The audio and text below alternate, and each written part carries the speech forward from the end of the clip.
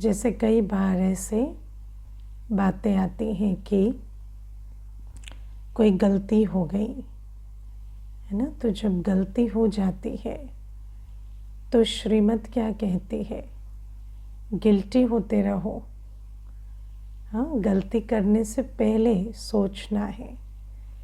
ज्ञानी माना सोच समझ कर कर्म करने वाला, भक्त माना कर्म करते वक्त नहीं सोचना, बाद में खूब सोचना, है ना। तो ज्ञानी माना सोच समझ कर कर्म करना। और अगर कोई गलती हो गई तो फिर इमीडिएट, है ना, श्रीमत प्रमाण अगला कदम बढ़ाना। एक गलती को ऐसा नहीं कि उस गलती के गिल्ट में फिर और ही गलतियां होती चली जाए, या फिर हमारी जो रूटीन है वो बिगड़ जाए, या जो बाबा की श्रीमत है उसको हम पालन ना करें। तो बाबा कहते इसको भी समझना है कि जब गिरे हैं तो उठना पड़ेगा फटाफट। ऐसे नहीं उठने में फिर समय लगाएं, और ऐसा भी नहीं कि गिरने का संस्कार बना लें। दोनों बातों से सावधान रहना है। अगर गिरे हैं तो चेक करें किस कारण से गिरे हैं, क्योंकि कुछ ना कुछ तो अपने संस्कारों में है ना, जिस कारण से गिरे हैं। तो संस्कार को चेक करें और बाबा की याद के बल से या अटेंशन के बल से उस संस्कार को परिवर्तन करें। बाबा जो हमें शक्ति भर रहे हैं, उस शक्ति को लेकर उस संस्कार को भरें।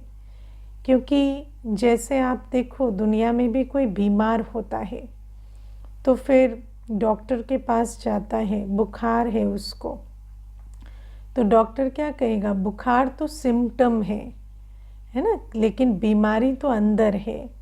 बुखार तो बस एक निशानी है कि अंदर रोग है। ऐसे ही जब हमसे कोई कर्म गलत होता है तो वो कर्म जो गलत हो रहा है, वो कर्म जो श्रीमत प्रमाण नहीं हो रहा, वो कर्म तो गलती है, लेकिन वो तो सिर्फ एक निशानी है कि हमारा संस्कार जो है वो अभी कमज़ोर है। तो उस संस्कार को ठीक करने के लिए फिर हमें श्रीमत लेकर और बाबा की जो भी डायरेक्शन है, याद के प्रति, सेवा के प्रति, धारणा के प्रति, उस पर हमें ध्यान देकर उस संस्कार को परिवर्तन करना है। क्योंकि अगर संस्कार परिवर्तन नहीं हुआ तो गलती का दुख मनाएंगे लेकिन फिर वही गलती करेंगे। क्योंकि जब आत्मा का संस्कार वही है तो कर्म कैसे बदलेगा। और संस्कार परिवर्तन के लिए जो बाबा श्रीमत दे रहे हैं वो श्रीमत पर चले नहीं तो फिर संस्कार कैसे बदलेगा, है ना। तो हमें ये चीज़ समझनी है। जैसे देखो जब हम ज्ञान में आते हैं, मैंने देखा है कई भाई बहनें जब कोर्स भी करते हैं तो ये प्रश्न पूछते हैं, हमें कुछ बदलना तो नहीं पड़ेगा, हमें कुछ छोड़ना तो नहीं पड़ेगा। लेकिन ये तो अंडरस्टूड है ना कि अगर जीवन में कुछ बदलना है तो फिर अपने अंदर परिवर्तन तो लाना ही पड़ेगा ना। क्योंकि बाहर की परिस्थितियां तो आंतरिक अवस्था का प्रतिबिंब है। बाहर की परिस्थितियों का आधार क्या है, आत्मिक स्थिति। और अगर हमारी दिनचर्या, मनचर्या सब कुछ वही है तो फिर वो जो बाहर की परिस्थिति है वो बदल कैसे जाएगी। जैसे आप देखो दुनिया में लोग क्या सोचते हैं कि हम जो जीवन में ठीक नहीं है उसको ठीक करने के लिए व्रत करें, तप करें, तीर्थ करें तो वो ठीक हो जाएगा। लेकिन बात ये है कि व्रत, तप, तीर्थ तो हाथ पैरों से हो रहे हैं या शरीर से हो रहे हैं, लेकिन जो आत्मा है वो तो वैसी की वैसी ही है, उसका संस्कार, उसकी स्थिति तो वैसी ही है। और परिस्थिति तो स्थिति का प्रतिबिंब है ना। तो जैसे आपका चेहरा सेम रहेगा तो आईने में भी वैसा ही दिखाई देगा ना। तो परिस्थिति क्या है, परिस्थिति तो आपका रिफ्लेक्शन है। तो जब अपनी स्थिति नहीं बदलेगी तो परिस्थिति कैसे बदलेगी।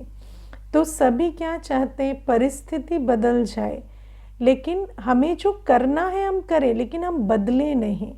लेकिन अगर आप नहीं बदलेंगे तो परिस्थिति कैसे बदलेगी? और आप बदलें उसके लिए तो बाबा ने हमें श्रीमत दी है ना, पवित्र बनो, योगी बनो, सेवाधारी बनो।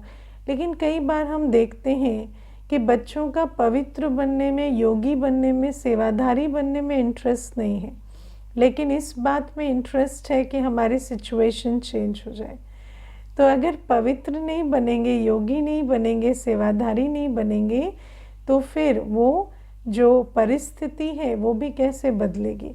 क्योंकि स्वस्थिति सेम है और स्वस्थिति बदलने की तो और कोई विधि नहीं है सिवाय श्रीमत के। और श्रीमत तो कहती है पवित्र बनो, योगी बनो, सेवाधारी बनो। अगर वो नहीं बनेंगे तो स्वस्थिति सेम रहेगी, परिस्थिति भी सेम रहेगी। इनफैक्ट स्वस्थिति तो दिन प्रतिदिन गिरती जा रही है और बिगड़ती ही जा रही है। तो ये भी हमें समझना है कि गलतियाँ जो बाहर होती हैं, वो जो गलतियाँ हैं उनको बदलने के लिए हमें अपनी स्थिति और संस्कारों पर काम करना होगा और उसके लिए हमें श्रीमत पर चलना होगा। ऐसे नहीं गलती हुई तो अब क्लास नहीं आते, हमें गिल्टी फील हो रहा है ना, ये सब तो सब झूठ है, दिखावा है ना। वास्तव में गलती कर भी रहे हैं और फिर जहाँ शक्ति मिल रही है वहाँ आ भी नहीं रहे। तो इन बातों को थोड़ा समझना है। फिर दो बातें और भी दिल में आ जा रही हैं कि जैसे बाबा हमें कहते हैं ट्रस्टी बनो, है ना। तो ट्रस्टी बनने में भी दो बातें हैं। एक जो अनुकूल नहीं है ना, उसमें से तो मैंपन, मेरापन हटाना। जैसे आप देखो कि बाबा आज कहते हैं कि मेरा मेरा जो है उस कारण से बहुत सारी प्रॉब्लम्स आती हैं। तो आप देखो कि जब ट्रस्टी बनने की बात आती है तो जो अनुकूल नहीं है उससे मेरापन निकालना बहुत इजी होता है ना। जैसे कहेंगे कि जो संबंध ठीक नहीं चल रहा, अब सास के साथ मेरापन हटाओ तो बहुत इजीली मान जाते हैं, है ना, कि अच्छा मेरापन हटा दो, आत्मा के रूप में देखो, ट्रस्टी बनो, तो उसमें बहुत इजीली मान जाते हैं क्योंकि वहाँ पर जो है परिस्थिति अनुकूल नहीं है। लेकिन जहाँ सब कुछ अच्छा है, मीठा है, वहाँ से मेरापन निकालने में बहुत जैसे कि ना आनाकानी करते हैं। सोचेंगे कि ये संबंध तो मीठा है, इससे तो रस आ रहा है, इससे तो अच्छा लग रहा है, इनकी कंपनी में तो हंसी खुशी सब कुछ बीत रहा है, तो इनमें ट्रस्टी या न्यारा क्यों बने? लेकिन बाबा कहते वहाँ पर न्यारा बनना क्या होता है? तो जहाँ अनुकूल नहीं है वहाँ पर तो न्यारा बहुत इजीली बन जाते हैं, लेकिन वहाँ न्यारे के साथ प्यारा बनना भूल जाते हैं। जैसे सास की बात आई तो कहेंगे हम तो न्यारे हो गए हैं, अब जो कहते सुनते रहते हैं, रिस्पॉन्ड नहीं करते, कुछ नहीं, बिल्कुल न्यारे होकर चलते हैं। लेकिन बाबा ने क्या कहा? न्यारा और प्यारा बनो। तो ऐसा नहीं कि ट्रस्टी माना सिर्फ न्यारा बन गए, जहाँ विपरीत है, जहाँ संस्कार मिलते नहीं हैं, जहाँ मन मुटाव है, वहाँ न्यारा भी बनो और प्यारा भी बनो। ऐसा भी नहीं कि उनके साथ बोलचाल ही बंद कर दी है या उनको किनारे कर दिया है, लेकिन न्यारा बनकर बिना एक्सपेक्टेशन, बिना इमोशनल हुए उनके साथ रूहानी प्यार से भी चलो। अब रूहानी प्यार का एक बहुत बड़ा एलिमेंट है केयर, है ना। अगर हमारे अंदर केयर नहीं है, अगर हम डोंट केयर करके चलते हैं तो हम आत्मा है, फिर आत्मा का तो संस्कार है ना, स्नेह। तो अगर डोंट केयर कर देते हैं तो हम स्नेहशील आत्मा कहाँ है, स्नेह स्वरूप आत्मा कहाँ है? तो बाबा हमें कहते हैं कि जहाँ पर संबंध कड़वे हैं, जहाँ पर कुछ मन मुटाव है, वहाँ पर जहाँ कर्म के हिसाब किताब आ रहे हैं, वहाँ पर क्या करो? वहाँ पर न्यारा और प्यारा बनो। पहले न्यारा बनो, मैं आत्मा हूँ और सामने वाली आत्मा जो है ईश्वरीय संतान है और उसके साथ मुझे रूहानी स्नेह से चलना है। रूहानी स्नेह माना वो जो है जैसा है उसके साथ मुझे अपनी आत्मिक दृष्टि, आत्मिक स्थिति के साथ स्नेह स्वरूप रहना है। मुझे कोई अटैच नहीं होना, एक्सपेक्टेशन नहीं रखनी, लेकिन मुझे जो भी ज़रूरी है वो कर्म करना है और वहाँ स्नेह स्वरूप होकर चलना है। लेकिन जहाँ पर ऑपोजिट है, जहाँ पर सब कुछ अच्छा है ना, जहाँ पर प्यार से चलते हैं, जो सामने वाला आपकी ज़रूरतों का भी ध्यान रखता है, केयर भी करता है, स्नेह से भी चलता है, वहाँ पर न्यारापन क्या होता है? तो वहाँ ट्रस्टी बनना माना उसको सफल करना है ना। अब आप देखो, जैसे हमारे पास बाबा हमें कहते हैं हमारे पास संगम युग में दो चीज़ें हैं, एक लाइबिलिटीज़ है, एक एसेट है ना। लाइबिलिटीज़ है और एसेट है। लाइबिलिटीज़ कैसी कैसी हैं? जैसे जहाँ पर कर्मों के हिसाब किताब जिस रूप से आ रहे हैं, जैसे कर्म के हिसाब किताब तो हर एक के इंडिविजुअल होते हैं, लेकिन वो अलग अलग रूपों से आते हैं। तो किसी के कर्म के हिसाब किताब जो हैं वो शारीरिक व्याधि के रूप में आ रहे हैं, या कोई मानसिक लिमिटेशन के रूप में आ रहे हैं, या धन की समस्या के रूप में आ रहे हैं, या कोई कड़वे संबंध के रूप में आ रहे हैं।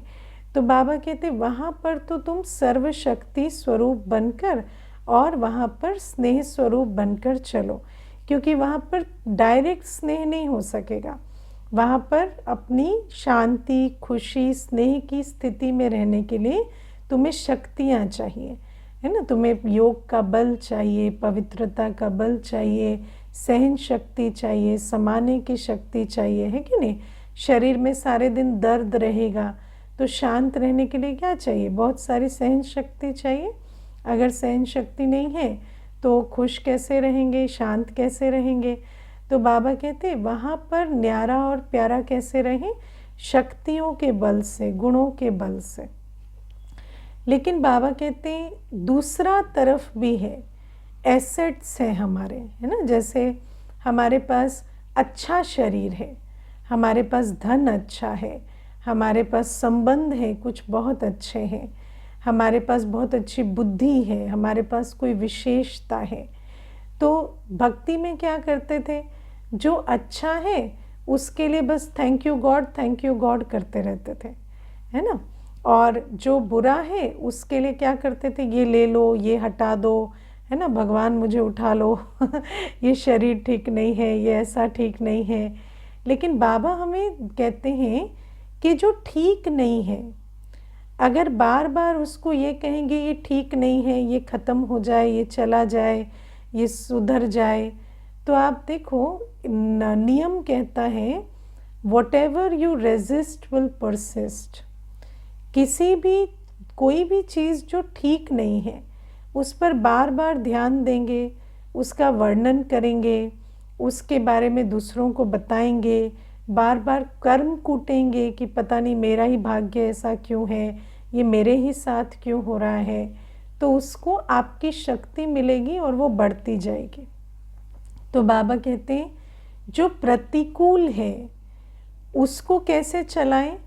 उसको चलाने के लिए आप योग बल, सर्व शक्तियों के बल की, है ना, यूज़ करें। शरीर अगर काम नहीं कर रहा तो योग बल से शरीर को चलाओ, है ना। बहुत मैंने देखा, एक बार एक दीदी थे तो उनको बहुत गला बैठा हुआ था, पूरा गला जैसे बैठा हुआ है, और जैसे एक जो आवाज़ है ना वो इतनी सी थोड़ी ऊंची होती तो खांसी आ जाती, है ना, लेकिन एक वॉल्यूम पे अगर बात करें तो खांसी नहीं आती।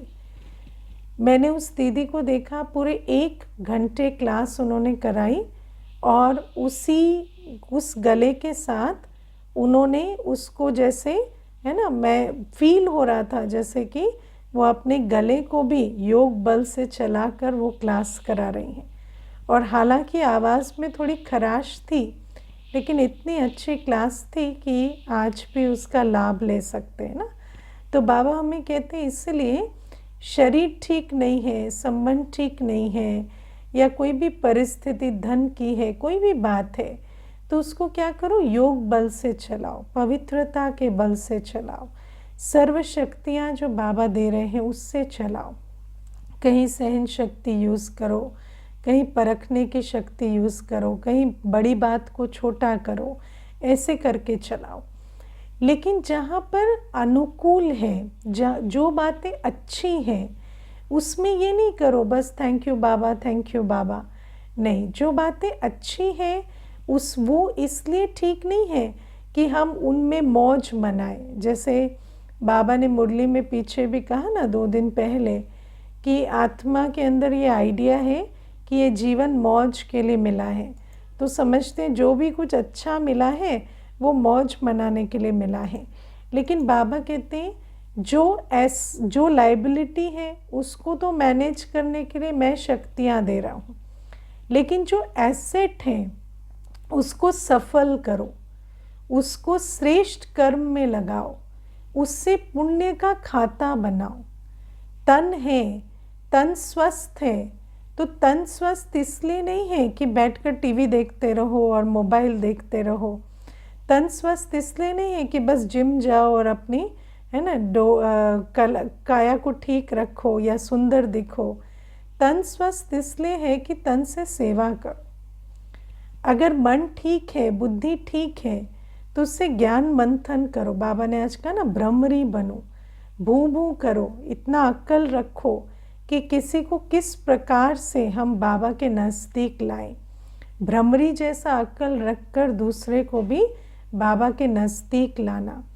धन है तो धन सफल करो। मानो तन ठीक नहीं है, मानो संबंध ठीक नहीं है, धन है तो धन को सफल करो।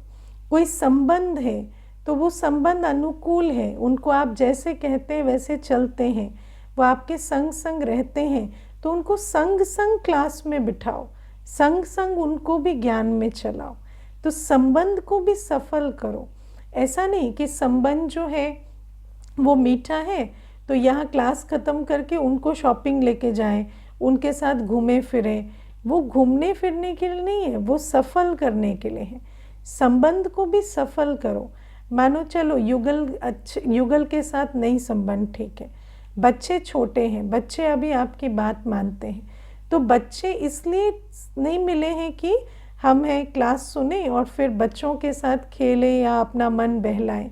बच्चे इसलिए मिले हैं कि बच्चों को फिर धीरे धीरे अपने संग का रंग लगाकर बाबा का बनाएं। तो चाहे तन है, चाहे मन है, चाहे धन है, चाहे संबंध है, जो प्रतिकूल है उसको तो बाबा की योग बल से, पुण्य के खाते से उसको चलाना है।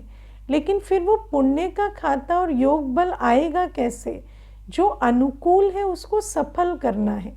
कई बार बच्चे क्या कर रहे हैं कि जो अनुकूल है उसको तो समझते ये मेरा है और मौज मनाने के लिए है, और जो प्रतिकूल है कहेंगे बाबा इसके लिए मुझे शक्ति दो, इसके लिए मुझे है ना, इसके लिए मुझे बल दो। लेकिन वो बल और शक्ति तो तब मिलेगी ना जब आप जो एसेट है, जो आपके जीवन में आज अनुकूल है, उसको श्रीमत प्रमाण सफल करेंगे, तब तो पुण्य का खाता मिलेगा। अब जो ठीक है, जो क्रेडिट में चल रहा है वो मेरा है, और जो डेबिट में चल रहा है बाबा उसको संभालो, है ना। कोई भी आप किसी कंपनी को टेक ओवर करते हैं तो क्या करेंगे, उसका जो डेबिट का खाता है कहेंगे वो नए वाले को दे देते हैं, नए मालिक को, और जो क्रेडिट का खाता है वो पुराना वाला लेके चलता बने। ऐसा होता है क्या? नहीं। जब हम समर्पण माना, जब हम कहते हैं कि हम बाबा के हुए और बाबा हमारे को संभाले, तो बाबा का बनना, बाबा कहते हैं मैं आत्मा मेरा बाबा, तो मैं आत्मा और मेरा बाबा करना माना बाबा को सर्व समर्पण जाना। तो बाबा खाली हमारी कमज़ोरियाँ संभालेगा, बाबा खाली हमारी परेशानियाँ संभालेगा, लेकिन जो हमारे जीवन में अच्छा है उसमें हम सिर्फ मौज मनाएंगे, बाकी उसको हम बलिहार नहीं करेंगे। ऐसे नहीं होता, ये सौदागरी नहीं है। इसीलिए बाबा हमें कहते हैं कि ट्रस्टी बनो, सब कुछ मेरे को तेरा करो। जब तुम्हारी लाइबिलिटीज़ मेरी हैं तो तुम्हारे एसेट क्यों नहीं मेरे होंगे? जो अच्छा है उसको समर्पण नहीं करेंगे तो जो बुरा है उसको ठिकाना कैसे मिलेगा, उसका ध्यान बाबा कैसे रखेंगे? तो इसीलिए समझना है, क्योंकि क्या है ना, हम लोग इतने स्वार्थ बुद्धि हो गए हैं कि कई बार समझ ही नहीं पाते कि हम कर क्या रहे हैं। मनुष्य के अंदर आज इतना देहाभिमान है, इतना स्वार्थ है कि कई बार जान ही नहीं पाता कि वो स्वार्थ के साथ बाबा के साथ इस प्रकार से चल रहा है कि बाबा को कहता है, बाबा जो भी मेरे जीवन में कमी कमज़ोरी है वो तो तुम्हारी है, और जो भी मेरे जीवन में अच्छा है वो अभी भी मेरा है ना। उसको तो अपनी मत के हिसाब से अपनी मौज के लिए चलाते हैं, लेकिन जो कमी कमज़ोरी है कहेंगे बाबा आप संभालो। तो सौदा ऐसे तो होता नहीं है ना। तो बाबा कहते हैं ट्रस्टी बनो, सब कुछ मेरे को तेरा करो। जब मेरे को तेरा पूरा करेंगे, जब मेरा मेरा सब हटाएंगे, जब सब कुछ श्रीमत प्रमाण चलाएंगे, सिर्फ जो प्रतिकूल है उसको नहीं, जो अनुकूल है उसको भी श्रीमत प्रमाण चलाएंगे, तब तो बाबा कहते हैं कि दुख की लहर या है ना गिरती कला बंद होगी, और ये जो सारा है ना जो नीचे की तरफ हमारी गति हो रही है वो फिर बदलेगी, है ना। तो इसको समझना है। एक रस स्थिति तब होगी जब पूरा मेरे को तेरा करेंगे। तो ट्रस्टी बनना मतलब ये नहीं होता कि बाबा को सारा अपना है ना लॉस में जितनी कंपनी चल रही है वो तो हैंड ओवर कर दिया और प्रॉफिट वाला खुद लेके निकल गए ऐसे नहीं होता है ना। तो बाबा कहते हैं मैं पूरी जिम्मेवारी लूँगा, लेकिन तुम्हें सर्व समर्पण जाना पड़ेगा, है ना। अब आप देखो जैसे जीवन में हर आत्मा के पास कुछ ठीक है, कुछ बिगड़ा हुआ है। ऐसा तो कोई नहीं है जो कहेगा मेरा कुछ भी ठीक नहीं है। कुछ ठीक है, कुछ बिगड़ा हुआ है।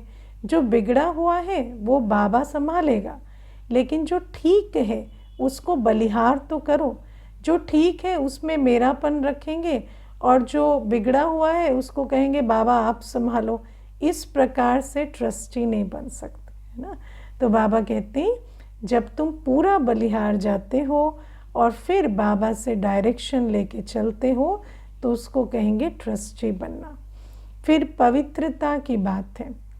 आज बाबा कहते हैं बच्चों को निश्चय नहीं होता कि पवित्र बनेंगे तो पवित्र दुनिया के मालिक बनेंगे। बाबा को कैसे पता चलता है बच्चों को निश्चय नहीं होता? क्योंकि बच्चे पवित्र बनते नहीं हैं।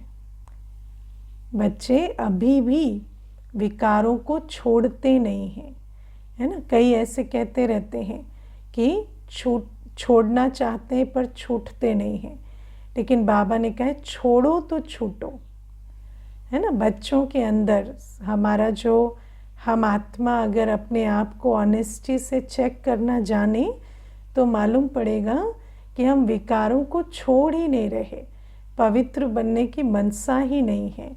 तो बाबा कहते हैं जब विकारों को छोड़ना ही नहीं चाहेंगे तो इसका मतलब निश्चय नहीं है ना कि पवित्र बनेंगे तो पवित्र दुनिया के मालिक बनेंगे।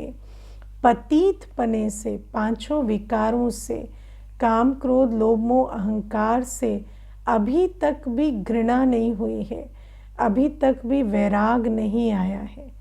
इसीलिए बाबा कहते ऐसे बच्चे फिर मातेले कैसे बनेंगे।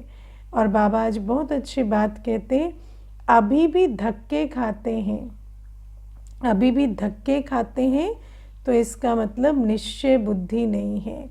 धक्के खाना माना अभी भी वस्तु व्यक्ति वैभव के पीछे आस बनाए रहते हैं, है ना। दुनिया, बाबा हमें रोज समझाते हैं दुनिया कोई काम की नहीं है। इस दुनिया में हमें वस्तु व्यक्ति वैभव से और कोई आस नहीं रखनी है, हमें पवित्र बनना है।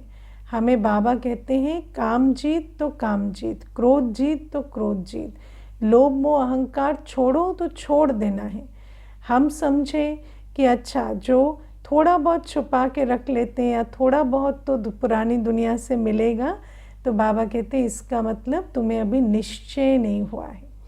और ये जो निश्चय नहीं हुआ है कि पवित्र बनेंगे तो पवित्र दुनिया के मालिक बनेंगे, इसी आधार से फिर बाबा कहते तुम मातेले की जगह सौतेले हो जाते हो, है ना। क्योंकि उतना फिर वर्षा भी नहीं मिलता। अब कई बार बच्चे कारण देते रहते, इस कारण से विकार नहीं छूट रहा, उस कारण से विकार नहीं छूट रहा, लेकिन कारण कौन दे रहा है?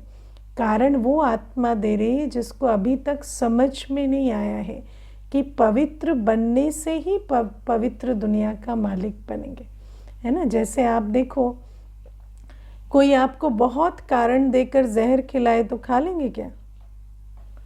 हाँ, बहुत सारा कारण है तो जहर खा लेंगे क्या, है ना। वही आत्मा जिसके लिए आप कहते हो, या वही परिस्थिति जिसके लिए आप कहते हो इस कारण से विकार नहीं छूटते, अगर वही आत्मा वही सिचुएशन जहर खाने के लिए हो तो क्या खा लेंगे? नहीं। लेकिन पतीतपना एक्सेप्ट कर लेते हैं उस सिचुएशन में। क्यों? क्योंकि अभी समझ में नहीं आया ये उससे भी बड़ा जहर है ना। जहर से तो शरीर छूटता है, लेकिन यहाँ तो आत्मा की ही जैसे दुर्गति होती है, आत्मा वर्षे से वंचित हो जाती है। इसीलिए बाबा कहते हैं ये जो पतीतपना है, इस पतीतपने से अभी दिल हटी नहीं है, अभी भी काम क्रोध लोभ मोह अहंकार में बुद्धि फंसी हुई है, इसीलिए पूरा वर्षा लेते नहीं। ऐसा नहीं है कि छोड़ नहीं सकते, बाबा का बच्चा सर्वशक्तिवान की संतान है, एक धक से पांचों विकार छोड़ सकते।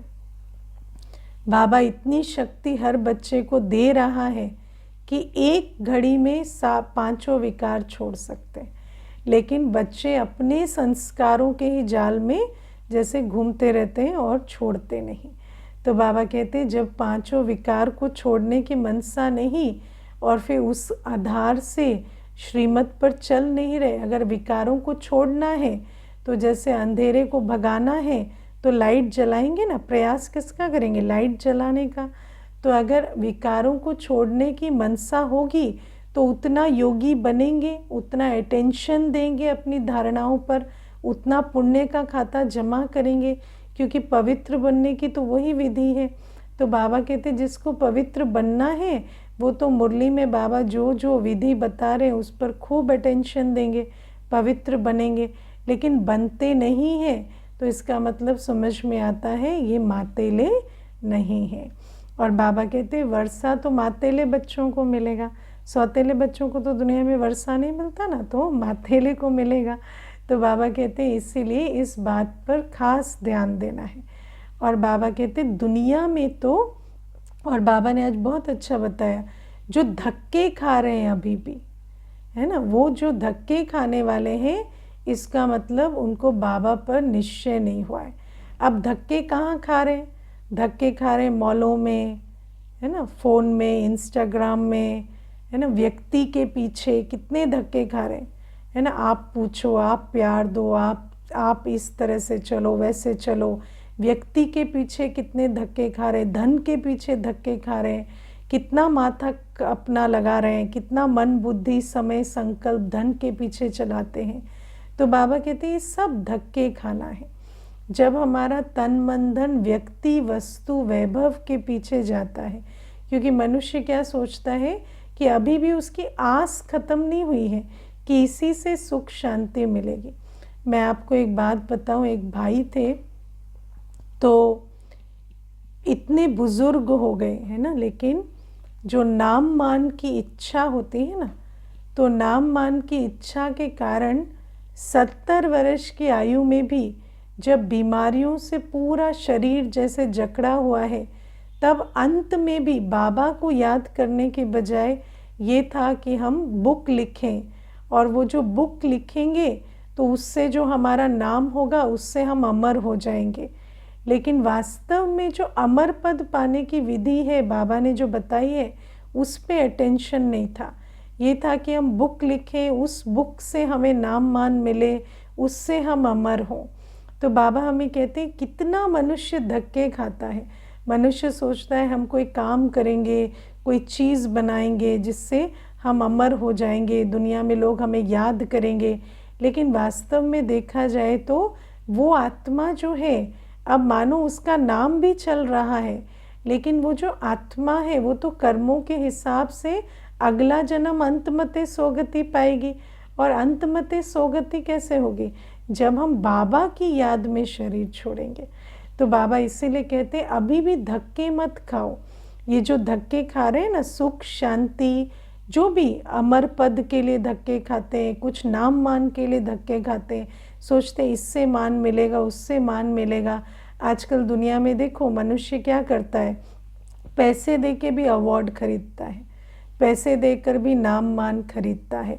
लेकिन बाबा कहते हैं उससे तो मान नहीं मिलेगा, लेकिन अगर तुम इस समय बाबा की श्रीमत पर चलेंगे तो तुम्हें 21 जन्म पूज्य भी बनेंगे और फिर 63 जन्मों तक भक्ति में भी तुम्हारा गायन पूजन जैसा होगा और किसी का नहीं होता। लेकिन बाबा कहते विधि को समझते नहीं है, धक्के खाते पुरानी दुनिया में, पुरानी दुनिया में सुख शांति और नाम मान की चेष्टा में लगे रहते, वस्तु व्यक्ति वैभव के पीछे भागते हैं। तो बाबा कहते अभी भी धक्के खा रहे हैं, इसका मतलब समझ में नहीं आया कि पवित्रता से ही सुख शांति की दुनिया बनेगी, पवित्रता से ही हालात बदलेंगे। और पवित्रता कैसे आएगी? जब श्रीमत पर चलेंगे, जब सुबह उठ के योग करेंगे, जब बाबा की धारणाओं पर चलेंगे, मुरली पर अटेंशन देंगे, जब सेवा करेंगे, तन मन धन सफल करेंगे, तब तो प्योरिटी आएगी। तो बाबा कहते इसका मतलब समझ में आता है कि अभी भी धक्के खा रहे हैं तो ये बात बुद्धि में बैठी नहीं है। और दुनिया में तो पतितों का ही मान है ना, दुनिया में पतितों का ही मान है, दुनिया में आज पवित्रता का मान नहीं है। इसीलिए बाबा कहते उस मान शान के पीछे नहीं भागो, क्योंकि दुनिया में पतितों का ही मान है। आज दुनिया में देखो कोई बिजनेस भी करते हैं, कोई भी चीज़ करते हैं, अगर आप अच्छी चीज़ कम दाम में देते हैं तो नहीं बिकती, लेकिन अगर आप ब्रांड बनाएंगे, प्रमोशन करेंगे, है ना, प्रमोशन करने वालों को पैसे देंगे तो आपका ब्रांड आगे चला जाएगा। चीज़ आपकी कैसी भी हो, लेकिन आपकी ब्रांड प्रमोशन से आपकी चीज़ बिकती है आज। तो बाबा हमें कहते हैं ये सब भी क्या है। आप देखो, आप जब सर्च करते हो गूगल पर तो जो पहला प्रोडक्ट आता है, जो पहला प्रोडक्ट आता है वो बेस्ट प्रोडक्ट होता है? नहीं, वो प्रोडक्ट होता है जिसकी कंपनी ने बहुत खर्चा किया है उसके एडवर्टाइजिंग पे है ना, इसीलिए वो सबसे पहले आता है। लेकिन जो अच्छा प्रोडक्ट होगा हो सकता है आप उसे ढूंढ ही ना पाएँ, क्योंकि आज तो पतितों का ही मान है। आज ये जो सारा कुछ किया जाता है, ये जो धन खर्च करके या हर शक्ति लगाकर अगर आप किसी भी चीज़ को का मान बढ़ाते हैं, आज सब चीज़ें क्या, इमेज क्रिएशन, ब्रांड क्रिएशन। तो बाबा कहते हैं यहाँ तो सारे पतित मेथड ही यूज़ होते हैं। जो पावरफुल है वो फिर ब्रांड प्रमोशन करते हैं और उससे चलते हैं। और आज दुनिया में इंडिविजुअल लेवल पर भी आप देखो, कोई अंतर्मुखी रहता है, शांत रहता है, तो उसको फट से कह देंगे गूंगा है क्या, है ना। कोई शांत रहता है, अंतर्मुखी रहता है, तो कहेंगे ये गूंगा है क्या। शांत होते हैं गूंगे, है ना, स्नेह स्वरूप होते हैं मूर्ख, ठीक है जो प्यार से चलते हैं फिर उसको कहेंगे इनको ना दुनियादारी नहीं आती, इनको डिप्लोमेसी नहीं आती। आजकल ऐसे भी कहते हैं इनको डिप्लोमेसी नहीं आती, इनको दुनियादारी नहीं आती, ये ना ऐसे बोले हैं। या फिर पवित्रता को तो जैसे देखते हैं कि इसके अंदर कुछ मैन्युफैक्चरिंग डिफेक्ट है, इसीलिए ये पवित्र बन रहे हैं, है ना। सभी आपकी बायोलॉजी पर, आपकी साइकोलॉजी पर, सबके पे क्वेश्चन उठा देंगे, या कहेंगे आपका शायद संबंध ठीक नहीं चल रहा है इसीलिए पवित्र बन रहे हैं। तो ये जो सारे काम, क्रोध, लोभ, मोह, अहंकार इतना आज डोमिनेंट है कि हर गुण, चाहे वो प्योरिटी है, चाहे शांति है, चाहे खुशी है ना। मैंने एक बार सुना था कि एक बड़ी यूनिवर्सिटी में विदेश में किसी ने एक एडमिशन के लिए फॉर्म भरा, या कोई शायद जॉब की पोस्ट थी, तो उनको जिसने इंटरव्यू किया उसने कहा हम आपको सिलेक्ट नहीं कर सकते। तो उन्होंने कहा कि क्यों नहीं सिलेक्ट कर सकते, तो कहते यू आर टू हैप्पी, आप ज़्यादा ही खुश हैं है ना। तो इतना खुश व्यक्ति हम अफोर्ड नहीं कर सकते। तो ये भी क्या है, आजकल हैप्पीनेस हो, पीस हो, कोई भी चीज़, मानो आप कहें कि मैं खुश हूँ, तो फिर व्यक्ति समझता है शायद आपके पास कोई काम नहीं है इसीलिए खुश हैं, शायद आपके जीवन में कोई समस्या नहीं है इसलिए खुश हैं। तो बाबा कहते हैं ये पतितों की दुनिया है, इसीलिए हमें उनकी सुननी नहीं है, क्योंकि पतित हमेशा पतित पने की ही मत देंगे, पतित हमेशा विकारी बनने की ही मत देंगे। हमें इस दुनिया में ना दूसरों की मतें सुननी है, ना यहाँ धक्के खाना है। हमें समझना है कि मुझे श्रीमत पर चलकर पवित्र बनकर पवित्र दुनिया का मालिक बनना है। और बाबा कहते हैं जब पवित्र दुनिया के मालिक बनेंगे, पवित्र बनेंगे, तो उस आत्मा की आज संगम युग में निशानी क्या होगी? वो ईश्वरीय मददगार होगी, क्योंकि पवित्र आत्मा को बाबा यूज करता है। बाबा के लिए एक ही लायकपना है। जैसे दुनिया में एंट्री क्वालिफिकेशन होती है ना, तो बाबा के लिए कौन सी बात लायकपना है? बाबा किस आत्मा को यूज करता है? बाबा उसको यूज करता है जो पवित्र है। और जब हम पवित्र बनते हैं, जब हम श्रीमत का पालन करते हैं, जब हम अपने विकारों को, है ना, विकारों को जीतते हैं, तो ऐसी आत्मा का तन मन धन बाबा सफल कराता है। अगर हमारा तन मन धन सफल नहीं हो रहा, इसका मतलब है कि हमारे अंदर प्योरिटी की कमी है। और आप सोचो कि जिसकी चीज़ भगवान के कार्य में ना लग सके, जो चीज़ भगवान के कार्य में लगने के अयोग्य है, अगर हम ईश्वरीय कार्य में मददगार नहीं बन पा रहे, तो इसका मतलब हमारा संगम युग वेस्ट हो जाएगा। क्योंकि इस संगम युग का नियम है, जो करेगा सो पाएगा। और अगर हम कर ही नहीं पाएंगे तो पाएंगे कैसे? लेकिन बाबा कहते हैं अगर हम अपनी प्योरिटी पे काम नहीं करते, तो ना हमारी बुद्धि और ना हमारी परिस्थितियाँ कुछ भी साथ नहीं देती, और हम ईश्वरीय मददगार बनने से वंचित हो जाते हैं। और अगर हम ईश्वरीय मददगार बनने से वंचित हो गए, तो हमें क्या ही भाग्य मिलेगा? क्योंकि बाबा तो हमें मल्टीप्लाई करके सतयुग में देंगे, और ज़ीरो का तो मल्टीप्लिकेशन भी ज़ीरो होता है ना। ज़ीरो को करोड़ से भी गुणा करेंगे तो ज़ीरो ही आएगा ना। तो बाबा कहते हैं अगर हमारा कुछ भी लगता नहीं है बाबा के कार्य में, तो इसका मतलब हमारे अंदर प्योरिटी की कमी है। और अगर हम पवित्र बनेंगे, तो उसकी निशानी है कि बाबा के कार्य में हमारा सब कुछ सफल होगा। हमारी बुद्धि और हमारे हालात दोनों साथ देंगे, और हमारी ये जीवन सफल होगी, और जो सफल करेगा वही सफलता पाएगा। अच्छा।